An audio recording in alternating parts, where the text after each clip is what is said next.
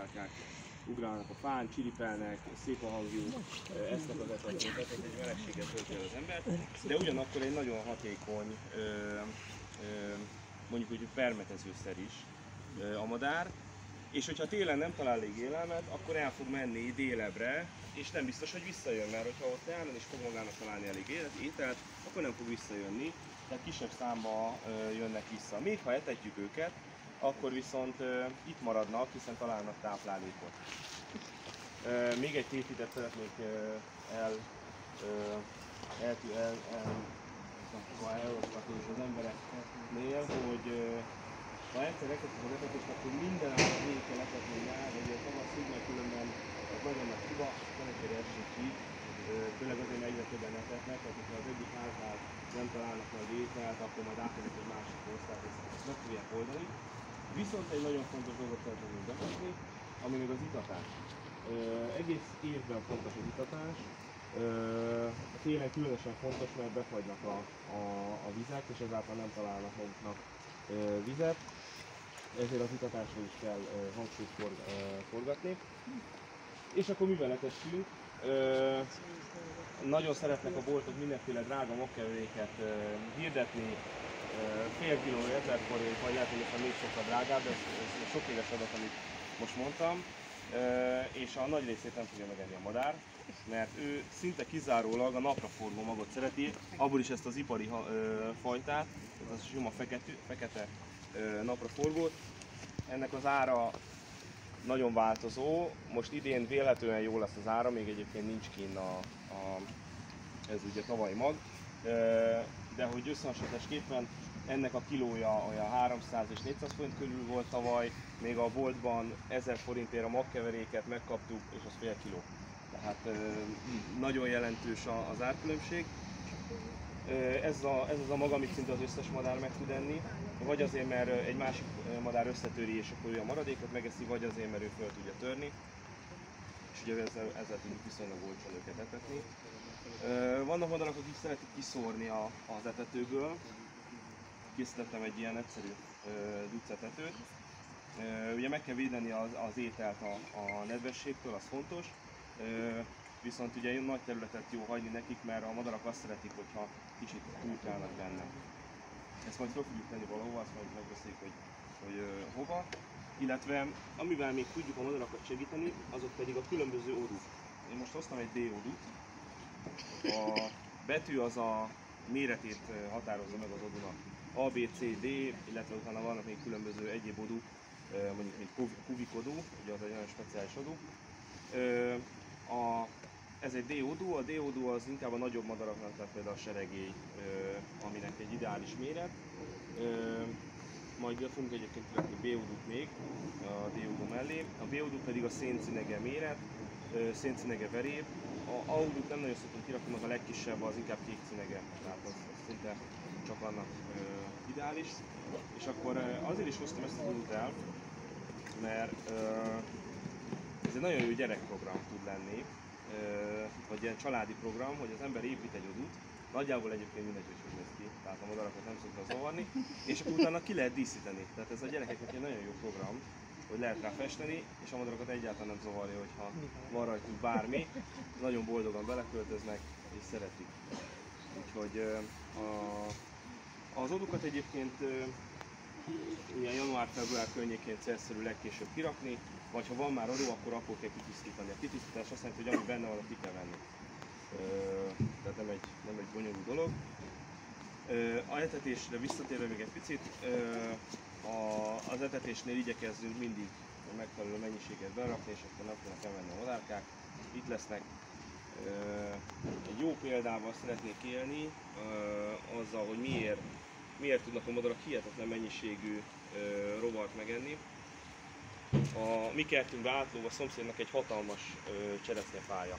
Sajnos a cseresznye része azt nem tudjuk élvezni, mert az gyakorlatilag élhetetlen, hogy rajta van, de nagyon jó árnyékot ad, és nagyon elkezdték pusztítani a különböző rovarok. És sikerült több odút úgy kirakni, hogy mindegyik odúba költöztek madarak. Széncinegéről beszélek.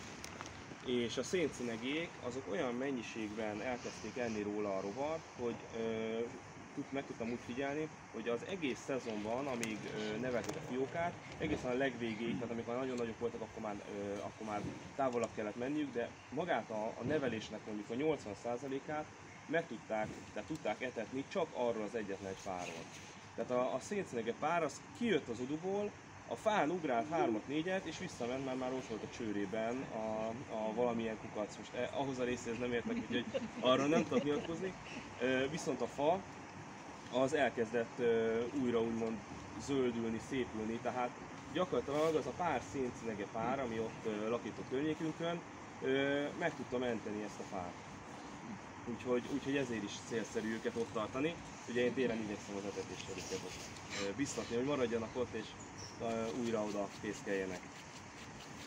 Jó, igazániból én nagyjából ennyit szerettem volna, mindenkit biztatok arra, hogy rakjunk ki ételt, itassa a madarakat, és hol lehet venni ilyen ipari szocit? Hát, a piacon is van a zöldségesé, de annál lehet, hogy van olcsóbb hely. Lehet, hogy drága, azt nem tudom, igazániból vannak magtárházak, ahol lehet venni, általában fél zsáktól már adnak, de ha ebben valakinek segítség kell, akkor én szívesen tudok. Tehát én mindig szoktam venni, most már ilyen 300-400 kilót veszek egy szezonban, de azért nem magamnak. Dealer! Tehát igen, most már sokan kérik, és valakinek elég mondjuk 4-5 kiló egy évre, vagy akár még kevesebb, és akkor ugye szívesen adok neki ugyanannyi. Jó. És az oduba is kell? Igen, a szalonna az nem rossz, de sós szalonnát soha. A sós szalonnát soha, semmi igazán semmi olyan ételt, ami sós, tehát meg kenyérfélékre. A kenyérféle az kifejezetten probléma, akár ugye a kacsák mindenetetésénél, azt még akkor elmondom, hogy tényleg az fontos. Van egy kutatás, amit végzünk a antibiotikum rezisztencia ellen. Főleg a vízimadaraknál van ezzel nagyon nagy probléma, hogy érlelődik bennük szépen az antibiotikum, mert ugye a vizekbe belekerül az antibiotikum a különböző okokból, tehát mind a szennyvíztől kezdve bármilyen úton, és vannak már olyan sirányfajok, amiben itt Magyarországon is kimutattunk olyan antibiotikum rezisztens baktériumot, amire ellen gyakorlatilag nincsen antibiotikum. Tehát ez egy kifejezetten nagy probléma, és egyébként ez pont a kenyérrel összefüggésbe hozható, mert ez egy nagyon jó táptalaj ezeknek a baktériumoknak. Tehát ezért nem szabad kenyérrel etetni. Énekesmadaraknál ez kevésbé probléma, náluk inkább a táplálék szegény gyakorlatilag a kenyér nekik, tehát nem nagyon tudnak vele mit kezdeni. Megeszi és egyből ki is jön. Nem jó, tehát nincs tápértéke, úgyhogy ezért nem jó. A szalonna az jó, csak ne legyen só, ez fontos, mert akkor meg túl sok vizet akar inni, és ugye az nem tud annyi vizet találni. Az oduba kell szórni magot, vagy oda csak? Oduba nem, oduban azt ő mindent intéz. Oduba egyébként ilyen jó vastag, majd tavasszal, ha sikerül találnom ilyet, és elhozni, akkor ilyen vastag. Tehát egy ilyen oduba simán a egyharmadáig feléig megtöltjük mohával. Úgyhogy meg ha van kutya vagy ilyesmi, akkor azt is lehet látni, hogy a saját kutyáknak a szőrét meg lehet bent találni, mert abból is szépen a fészket meg ilyen. Úgyhogy minden pulóver, száltot, kezdve mindent, úgyhogy Várjuk meg a fagyokat az etetéssel? Az etetéssel, hát itt két iskola van. Az nagyon fontos, hogy ha már vannak fiókák, akkor semmiképp nem szabad. Tehát a tavasszal azt én március közepe végén be kell fejezni az etetést. Mert azok a fajok, akik egyébként működnek, azok is a könnyebb táplálék miatt a magot fogja vinni a kicsinek, az meg nem lesz jó a nevelés szempontjából. Tehát ennyire nem okosak a madarak, sőt a madarak általában nem okosak. Télen pedig, hát ez az október közep, október vége a legkorábbi időpont, amikor el tudjuk kezdeni az etetést. Ilyenkor nem nagyon tudunk ezzel kárt okozni. Tehát hivatalosan fagytól fagyig. Ez a hivatalos, de nyugodtan október közep, október vége. Tehát ilyenkor már nyugodtan nem lesz.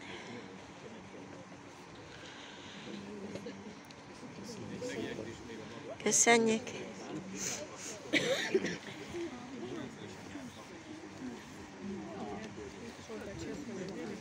Igen,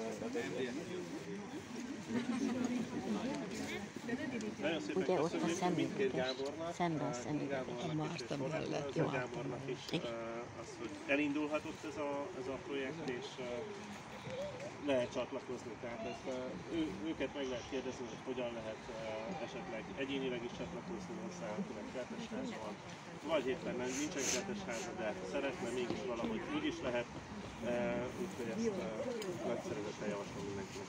Köszönjük szépen! Köszönjük! De a hobbiban vett.